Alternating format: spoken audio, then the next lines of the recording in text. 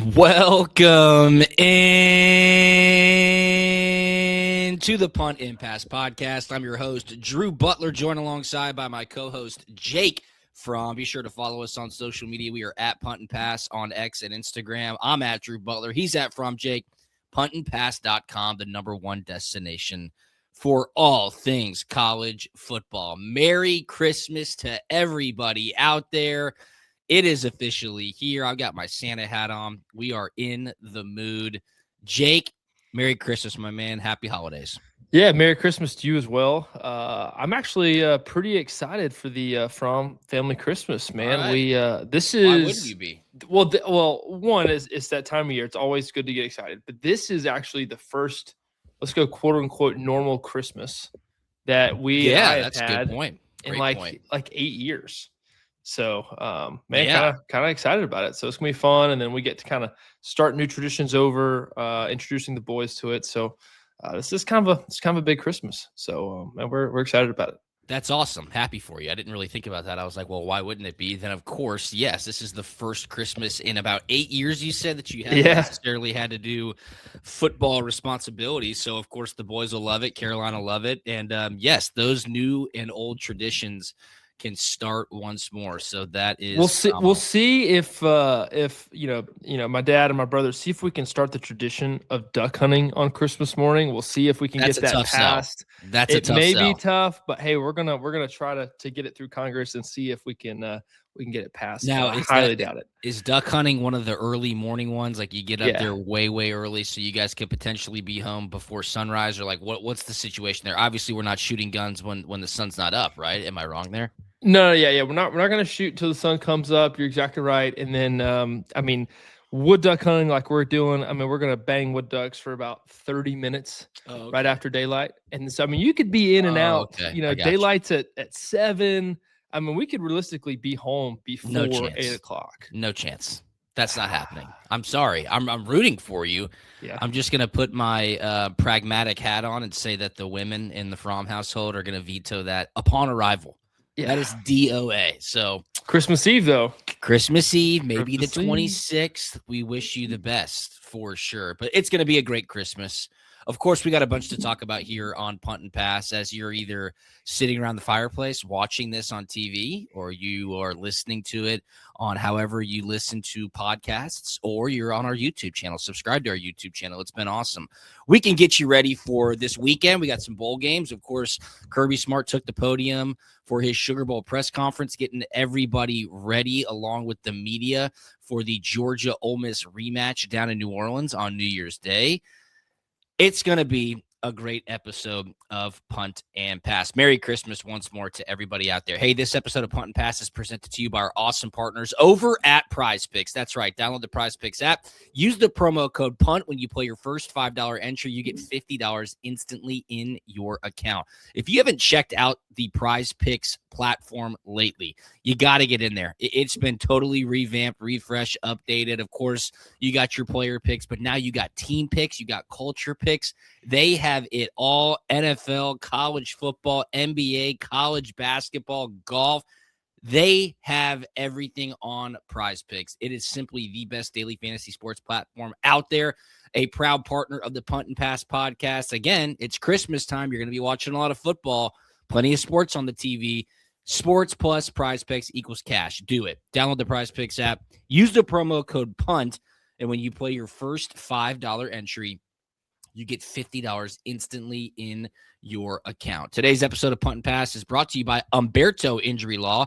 If you've been hurt in an accident and need a team that fights for you like we fight on the field, Umberto Injury Law is here for you. Umberto and his team know what it takes to win, and they'll stand by your side every step of the way.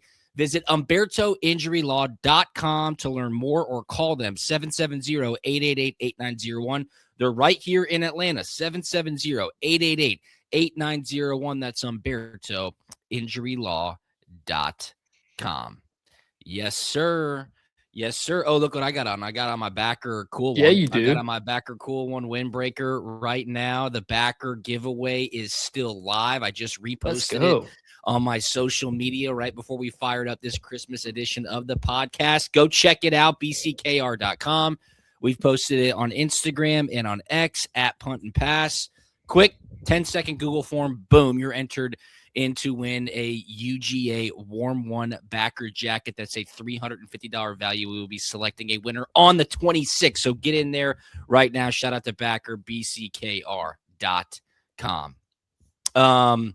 Jake, before I get into some of these Kirby smart quotes that he busted out during his Sugar Bowl press conference, he did, because one of them was a banger. And I feel like it's going to be reiterated throughout the fan base, the media. We'll get to that in a second. I just want to kind of ask you, because we were discussing before we started recording bowl prep for what was the college football playoff, and then back when I was in school when it was the BCS. What was it like? You're on campus. Obviously, school's been out. Every student is off campus. They're back home for Christmas. How late were you there till? How long did you get off? What was that whole process like? Because I think it might have differed between you and I. Yeah. I don't know what the NCAA quote unquote rules were, like how many hours you could technically be in the building and practice and work. I have no idea. I don't think anybody really abided by such rules. But basically, this time of the year, when you're playing for a big bowl game, becomes into training camp 2.0. Right. It is a lot of good on good. There are a lot of reps being thrown around. You're going to get 1s, 2s, and 3s. This is another chance and another opportunity for a bunch of players to develop. Older players and younger players. You're really trying to see, from a coach's standpoint of, hey, which younger guy has developed? Who can we count on? Because a lot of those younger guys, freshmen and scout team guys, they were playing scout team, right? And so you didn't know what they knew as far as your playbook, your offense, if they can operate in the scheme that you want them to operate. And so this is an opportunity to plug them in and say, hey, let's see what you got, go play. You get 1-on-1s, 2s-on-2s. And you probably do that for 2-ish weeks, off and on, mixing in a bowl prep practice, where you're advancing, scouting, and playing against probably the team you're going to be going against moving forward. So, but yeah, man, you are getting back your grinding. It's very physical, and maybe mix in a tackle period here and there. So it gets very physical. It's training camp 2.0. When you talk about scout team, I think it's important to kind of let the audience understand what scout team is. Scout team are the younger guys on the team, maybe some of the walk-ons, maybe some guys that are coming back from injury, and they are simply looking at cards that coaches are showing them like this. If you're watching on YouTube, boom, here's what you're going to go do. Everybody's out there. Okay, if I'm a safety, I'm just going to take 2 steps back and cover a half of the field, and then it's the next play. And the offense or the defense, respectively, for Georgia is running their playbook, and they're running it against the plays that the scout team is doing off the cards to give them a look on the opponents. And nobody gets ripped more at practice than the assistant coaches that are low on the totem pole that are in charge of operating the scout team offense, right? There has to be a very close relationship between that assistant coach who's leading the scout team offense against the first team defense, right? So that's Kirby's baby over there, and the scout team quarterback, right? No wasted reps. No wasted reps. Hey, I need to know the intent. What do you want me to do here? Because this is my first time ever seeing the play. Like, what do you want me to do? What do you want the defense to see? I don't care. I'm going to try to complete and operate whatever you want me to do. But, man, this is about the betterment of the team and trying to give the best look, because there's no redos. Nobody wants to have redos, and you only get one shot at it and one opportunity, just like our boy Eminem said. Have I ever told you about my scout team adventures in the NFL? No. Okay, so first off, what are you doing on? I'll tell you. Special team scout team, or is this an offensive defense scout team? This is defensive scout team. So when I first got to Arizona, I signed on a Sunday morning before the first week's Monday Night Football game. I was with the Detroit Lions for training camp. I got cut right before the last week of the preseason. Cardinals punter got hurt. Boom, I get signed. Don't even try out. They're like, you're playing Monday night. I was like, all right. So I played Monday night, and then they cut me on Tuesday. Hey, we're going to put you on practice squad, see if our punter gets healthy. And if he's not, we're going to elevate you on Friday to the active roster. So I did that for the first 4 weeks of the season, okay? I would be on the game day roster. I'd get cut on Monday. They'd re-sign me to the practice squad Tuesday. I'm so glad they changed those rules too, by the way. I know. It's crazy. Yeah, so for 4 weeks, literally happened. For 4 weeks, I was living by myself in a hotel, same rigmarole. And then they were like, well, like if we're doing this with Butler, we got to get more out of him. Get his ass on scout team. So I was on scout team on the defense, and it became like a running joke because I was playing safety, and Larry Fitzgerald's out there, and Bruce Arians used to be like, when we were in goal line, like deep close quarters, no room to run around. He would be like, Butler, if you get within 5 yards of wide receivers, I will cut you right here. I was like, all right. So I would just talk to our wide receivers coach, Kevin Garner, our assistant wide receivers coach. He'd be like, dude, just stay here, take 5 steps back into the right. And I did that for 5 weeks. And the equipment guys were getting so fun with it. They were giving me like a bunch of swag to put on, like gloves and wristbands. And then the week that I finally got permanently elevated to the active roster, they were about to put a tinted out visor on my helmet. Give me like a second helmet for scout team. So I do know what it's like to get yelled at and do scout team. And it is highly important because that is exactly how teams get ready. So yeah, bowl prep's no joke, man. I mean, back when I played, we did get a little bit of time off. I mean, I think we would practice up until like the 21st or 22nd of December, and then you would have to report to the bowl site the 26th, and it was up to yourself to report there. So if you went to Orlando or Tampa or New Orleans, you got your per diem, you got in the car, or you bought a flight, and you met the team at the team hotel. So I know times have changed big time. Speaking of bowl prep, though, that obviously has become a discussion point as it pertains to Georgia getting ready for the Sugar Bowl, because this is the exact same game, the exact same time off that they had last year. And of course, a lot of things happened last year around the Sugar Bowl. One of them being that Carson Beck was injured. Gunnar Stockton got his first ever start. So now everybody's saying, well, what did they learn? What did they do wrong? What can they fix heading into this year's Sugar Bowl against Ole Miss? And Kirby Smart was asked about that in his press conference earlier this week.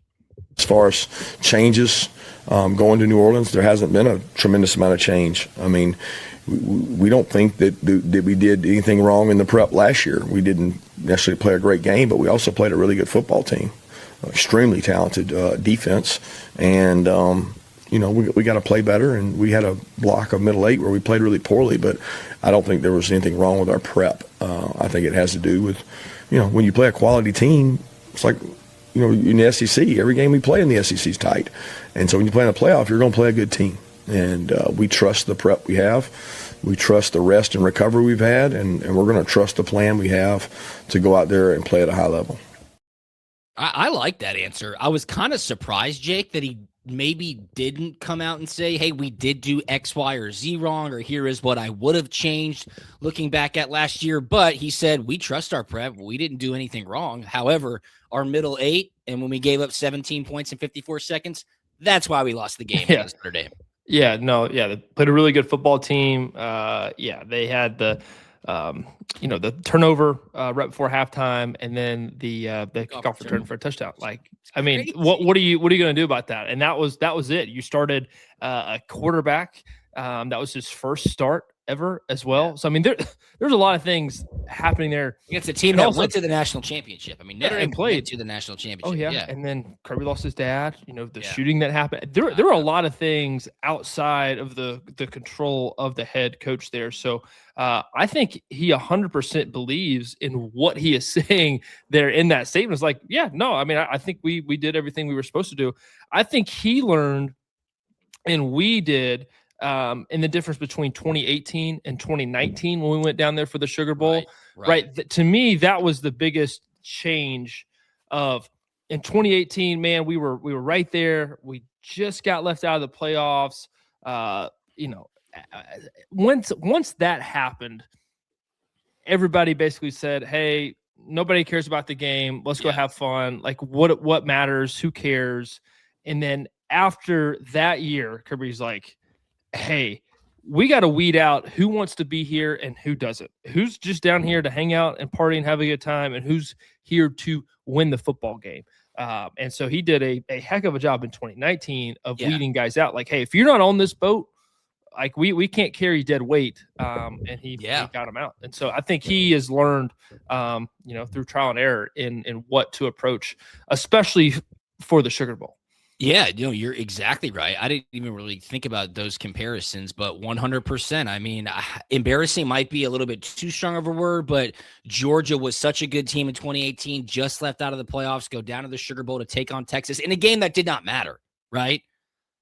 Essentially no shows. I mean, again, I don't want to be too harsh. Texas wins. A lot of narrative around the game afterwards. What was that? Georgia should have been better than that. But you go back the following year, essentially in the same exact scenario. Again, game that doesn't matter, and you whoop up on Baylor. So I think there's a really, really good opportunity to kind of emulate that exact same type of opportunity for revenge in that spot, which is why I think Georgia is in a very good situation, going back to the Sugar Bowl with the long bye, playing in the quarterfinal game with a chance to move on to the semifinals. So I like you drawing those comparisons, Jake Fromm. No question about it. Hey, they'll be playing Ole Miss. It's a rematch of probably one of the more exciting games, if not the most exciting game of Georgia's regular season. Ole Miss, of course, is ranked 6th. Georgia's ranked 3rd. However, Ole Miss, no more Lane Kiffin. First ever time coaching at the head coach position for Pete Golding. He led the Rebels to a resounding victory over Tulane this past weekend in the first round. Kirby Smart was asked about the difference of prepping for Ole Miss without Lane Kiffin. Here's Kirby discussing that. Still all there. So, I mean, they're not going to make overhaul or make large changes, right? They got something that really works well. They got a really high-powered, explosive, great wideouts, really good tight end, one of the best backs in the country, arguably the quarterback that may be playing the best in the country in terms of his ability to make throws in all areas. I mean, the guy's elite. He was elite last time we played him. He's just as elite or more elite now because he's gotten more experience and more confidence. So they're playing at a really high level offensively, and I mean, Lane has something to do with that because he helped build it and get them there. But Charlie's done a tremendous job calling the plays and doing those things. I don't know. I'm kind of calling coach speak there, Jake, because things definitely are going to be changed heading into this game. You could hold the line against Tulane, especially the way they started. Quick turnover, quick scores. That game was out of reach, right? Yeah. I think preparing for Georgia, everything gets ratcheted up a notch. I think more falls into head coach Pete Golding. I think he's going to be put in some situational football scenarios that he might not have had the experience of doing on a game day in some high leverage situations for sure. So I think things could change. Again, I really like Georgia, and I'm not the guy, at least this season, Jake, tell me if I'm wrong. You've been more of the one being like, Georgia's going to win big in this game. And I'm like, I don't know. I feel really confident about this matchup for Georgia in the Sugar Bowl. Yes, yeah. I might, especially by the way Ole Miss played and responded against Tulane, right? They handled their business. They played really well. They looked like they were locked in. They were focused, right? To me, the thing that I was just trying to watch and to navigate was, hey, how dialed in and focused are these guys? Are the players, and how focused and dialed in are the coaches? Yeah. Right? Because there's a lot going on behind the scenes that we just aren't quite seeing. And so what I'm seeing out of this game and what I compare it to is the Alabama-Georgia game numero uno when Alabama came to Georgia, right? Georgia played about as bad as they could have and still almost won that football game. Ole Miss did not stop Georgia on offense. Both these teams did not play very well on defense. So which defense responds? Georgia's defense has been playing a lot better down the stretch here. But man, if I'm Ole Miss, I'm having a lot of confidence going into this game because I'm thinking, man, we played about as bad as we could have on defense, and we still arguably should have won that football game. So, man, I'm actually a little bit concerned about this team. They seem to be responding to Pete Golding a lot. They like playing for this guy, and to me, the golden circle, the star is the highlighter is all about Charlie Weiss Jr. and how well he preps and prepares for this football game. It's about Charlie Weiss Jr. and it's Trinidad Chambliss. Those two guys. All right. Well, I mean, I saw some of the offensive staff at Ole Miss who coached the Rebels in the first round game. Of course, highly successful. you said it. The players responded well to them. They executed the game plan. They scored 40-plus points. Some of these coaches, right after the game, are back tweeting about LSU. I mean, it's crazy. It's unbelievable. I can't wrap my head around that. They are in the quarterfinals now of the college football playoff, and these coaches who have the opportunity to coach Ole Miss are literally on social media announcing like their official roles for the LSU coaching staff. Well, you got like the surveillance. You got like the surveillance cams at LSU at their complex, and you see, the guy who just called plays right for Ole Miss yesterday walk into the facility. You're like, dude, what is going on here? I mean, it's crazy. And again, I just think sooner than later, that's going to rear its ugly head. And I think it's going to be in these much bigger moments. Not to say that the atmosphere at Vaught Hemingway Stadium last week wasn't great. Not to say that it wasn't a big game for both teams. But yes, it's going to be different in New Orleans against Georgia for Ole Miss. So we will wait and see. Kirby Smart says no wholesale changes. We're going to prepare because they're a really, really good team. All right. We have come to understand that Kirby Smart all season long has just been dropping hits at the podium week after week. And buddy, does he have a good one from his Sugar Bowl press conference earlier this Christmas week. He was talking about, again, something we've belabored the point of here on the Punt and Pass podcast, Jake, which is how messed up the schedule is of the NCAA, the transfer portal, NIL. I'm out of here. I'm re-signing now, whatever that means. And Kirby Smart took advantage of his opportunity to kind of level set on what he thinks is most important and what the standard is at the University of Georgia. This is an all-time podium moment. Roll it, Jared. Wow, it's been like intrinsically looking at ourselves and asking each player, did you come here to develop? Did you truly come here to develop? Because if you did, all your buddies are out there right now. Everybody's announcing what they're doing. I'm announcing that I'm going in the portal. I'm announcing that I'm re-signing. How about you announce that you're getting better and you're going to practice and like actually do what the 20 and 30 years of college football players did before you, which was practice in December when they're on good teams and get better. Because if you're going to play somewhere else, you know what you need to do. You need to get better. If you're going to play here, you know what you need to do. You need to get better.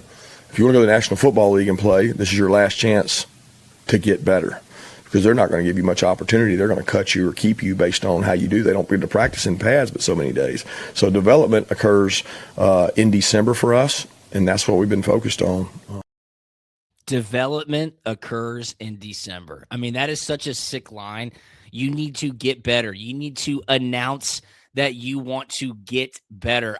It's so perfect, Jake, because it just takes an absolute laser focused bullseye shot to everything else that's going on in college football. And I just find it to be so refreshing. And again, I don't know if that's just me being old now and like yelling at the clouds, but I absolutely love it because he's 100% true. One other thing that he said there that you and I both know, he's like, yeah, in the National Football League, if you don't practice well, they just cut you. It's not even about the game. Like, if you don't know what you're doing at practice, you're gone. So I really appreciated that. Yeah, there are not very many opportunities to develop in the National Football League, man, unless you're a day one or day two pick. I mean, there are not very many opportunities to show what you have and develop, man, exactly like he's alluding to. I know, knowing him, he probably definitely said that in a team meeting here recently to the guys, right? Coming out hot, everybody's announcing what they're doing. We're here to, develop and get better. But I can imagine in that team room of just some guys being like laughing about it because, hey, coach is exactly right. Yeah. Like, hey, I am here to get better. But then also some guys being eternally like freaked out of, oh man, I was just about to announce, like, I ain't doing that anymore, right? It is just so funny, just the world we find ourselves in, right? We are announcing that we're re-signing, going back to the same school that we pledged to go to, and they're making it look like I think me and you talked about this, making it look like the NFL, like you're signing a free agent deal, somewhere, and you got the TVs behind you, congrats, re-signed, and the pen and paper. Like, what are we doing, man? What are we doing? What are we doing? What has this world gotten to, man? It's so lame. It really is so lame. And let me just word to the wise to any of the recruits out there, or word to the wise to current college football players out there. Maybe you are getting paid a boatload of NIL money. Maybe you are a very, very good player.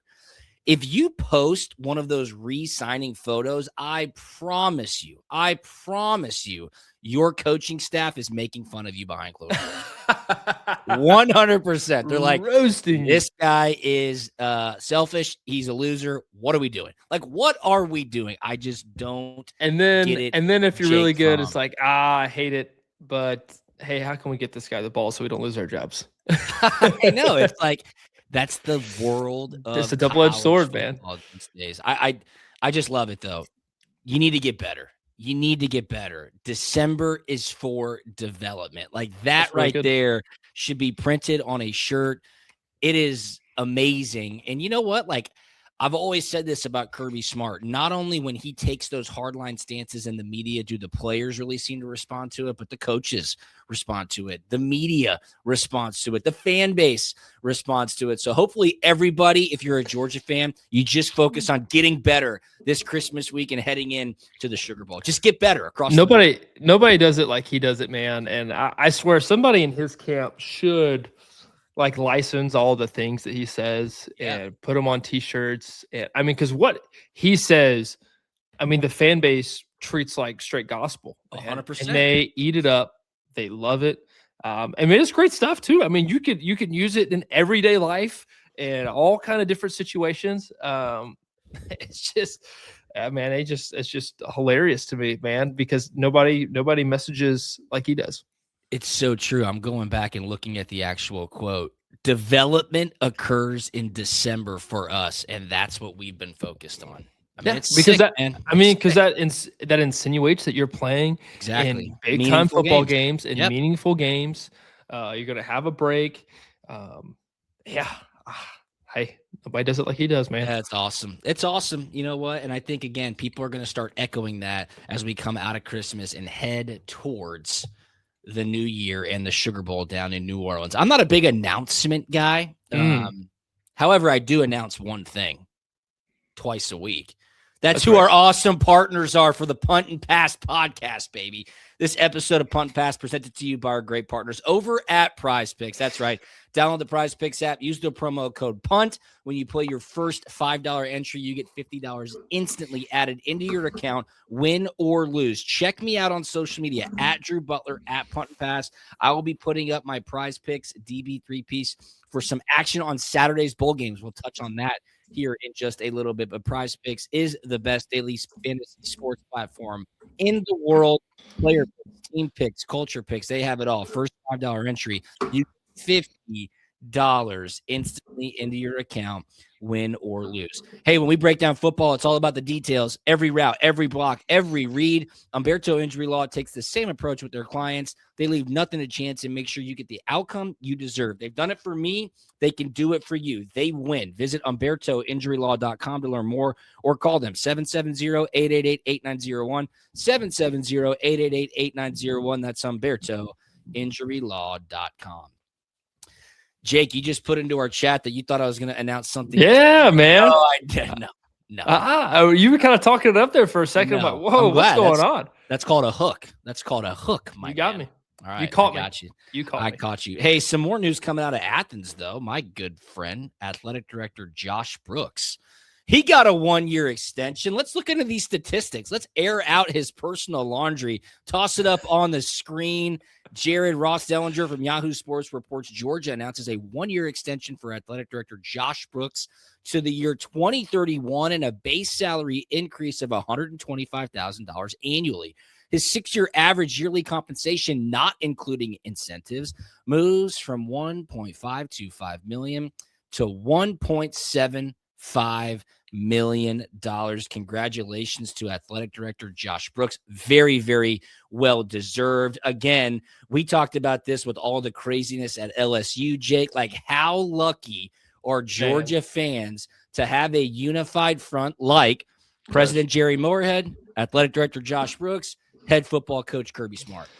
It does not happen everywhere, man. Just don't take it for granted because, man, those three guys, the three-headed monster there, they definitely want what's best for Georgia as a whole, for the fan base. I mean, man, they're doing a great job, and they work on it 24/7.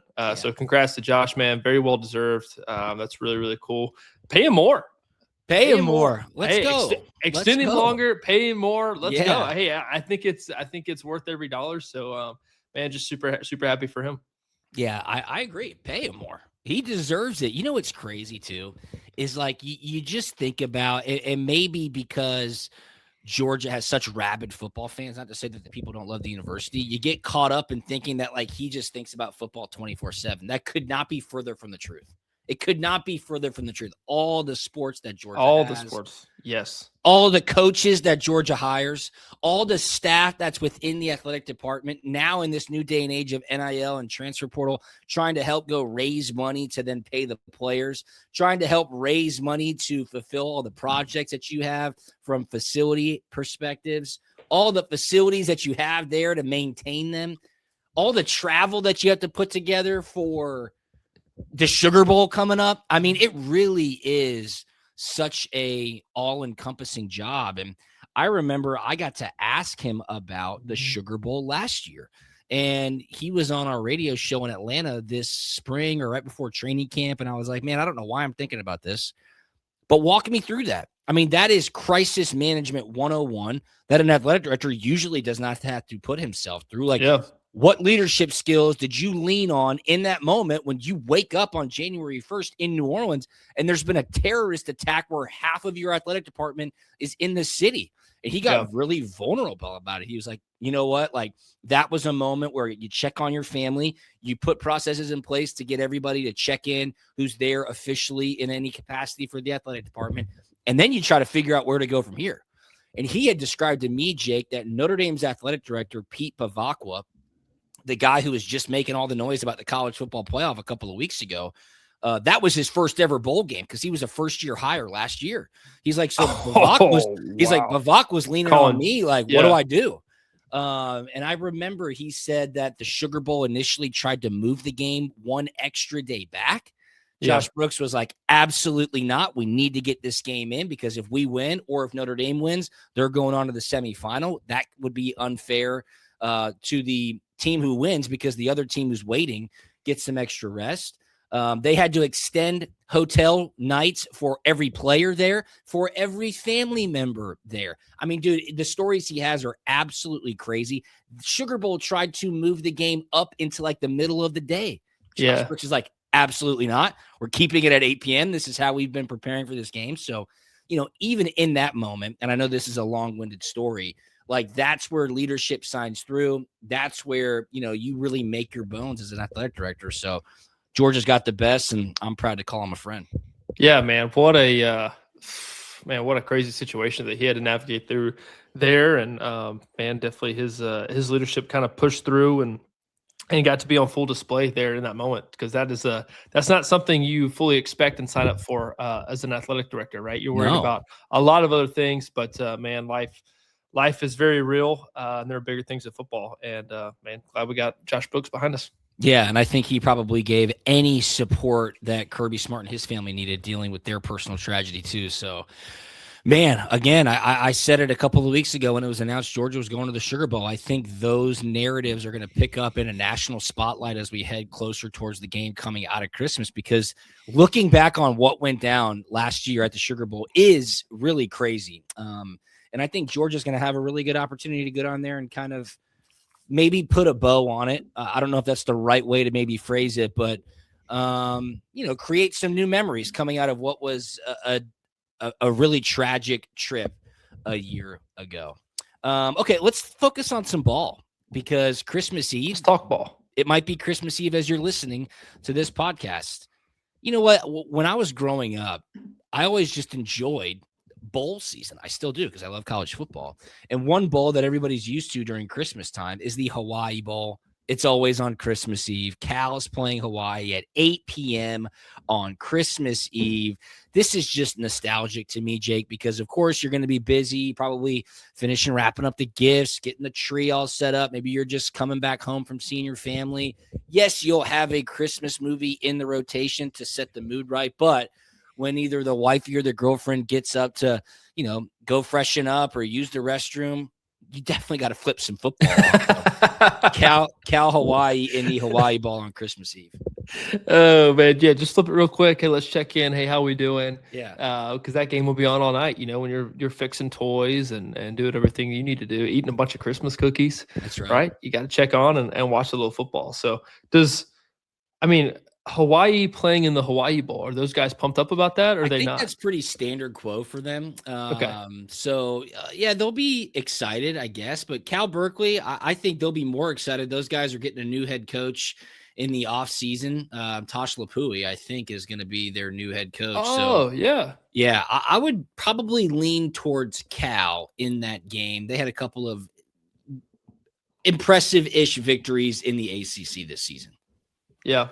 I'd be quite honest with you. I do not know a ton about these football teams. Yeah. And let's go with Hawaii here on this one because they got a little home field advantage. All right. They're enjoying their vacation. And I think it'd be cool to see Hawaii win this game. Okay, well, Saturday, December 27th at noon inside Yankee Stadium. This is a game that I think everybody expected to happen before the season started. Penn State is playing Clemson in the Bad Boy Mowers Pinstripe Bowl. What? Yes. What is going on? The weather forecast says 35 degrees, could be some snow flurries in the Bronx as well. Penn State versus Clemson in the Bad Boy Mowers Pinstripe Bowl. Clemson is a 3-point favorite. Just kind of shocking to think about what these two teams' hopes were at the beginning of the season and will they be playing their postseason game at. Yeah, my thoughts exactly. I mean, you would expected probably these two teams, if they weren't playing in the college football playoff, to be playing in the Pop-Tarts Bowl, which is the first two teams out of the college football playoff, not the Bad Boy Mowers Pinstripe Bowl there in the Bronx. This is crazy that we're even talking about this one. But, man, Penn State or Clemson, I have no idea. I'm going to go with Clemson on this one just because of Dabo. And I think he is about business and he wants to end the year on a good note. And it didn't obviously go the way I think any of them wanted. But I think between him and Cade Klubnik, I think this is kind of a kumbaya and they want to finish and went out there on the right foot. ESPN Analytics matchup predictor has Penn State with a 65.3% chance of winning that game. That's surprising to me. You know what? Here's the other thing, too, about bowl season, which is tough. And look, you and I love college football. We keep up with it more than a lot of other people do. You just don't know who's playing, who's sitting out, who's not playing, which coaches are where. I mean, who's motivated. Exactly. I'd go with Clemson in this spot, too, though. So noon, Saturday, Pinstripe Bowl, Penn State, Clemson. How about the Pop-Tarts Bowl, 3:30 p.m. on Saturday on ABC, 22nd ranked Georgia Tech taking on 12th ranked BYU. BYU, a 4.5-point favorite. Did you see the helmets? Did you see the Georgia Tech helmets with the? Do we like that? I don't like that. I don't know. I mean, is it cute? Yeah, probably. But is it about, a bunch of grown men playing in a football game? Probably not. I mean, the Pop-Tarts people, I'm sure, absolutely love it, right? That is great marketing for them. And if it was something, cooler than the Pop-Tarts Bowl, I don't know. I'm kind of come up with bad examples here off the rip, but, you could, there's other bowls, what if you had chicken nuggets at the Chick-fil-A Peach Bowl? Oh, I like that idea. That's a really good idea. Little waffle fries maybe on one side, some chicken nuggets on the other side. I'm picking that up. A cow. We could put a cow on there, I like that. Kind of sense that makes. Cow. Absolutely. We'll work on that. See what other kind of bowls can get behind it. But Tech, man, what are they going to do? How motivated are they? BYU? I don't know. Buster Faulkner not being there is kind of a big deal to me. I'm going to go with BYU on this one because I think they are still pissed about not making the college football playoff, and they want to put the world on notice that, hey, you guys need to take us serious. You know what? I'm going to roll with you on that as well. I'm going to go with BYU. They're on the outside looking in. ESPN Analytics matchup predictor has a 66% chance for BYU to win this game. They are a 4.5-point favorite without Buster Faulkner. I think that really levels the playing field for Georgia Tech. So it'll be a good game to watch. Probably the best game on Saturday is that one right there. Georgia Tech versus BYU in the Pop-Tarts Bowl, 3:30 p.m. on ABC. And, of course, the edible Pop-Tart at the end of the game as the trophy.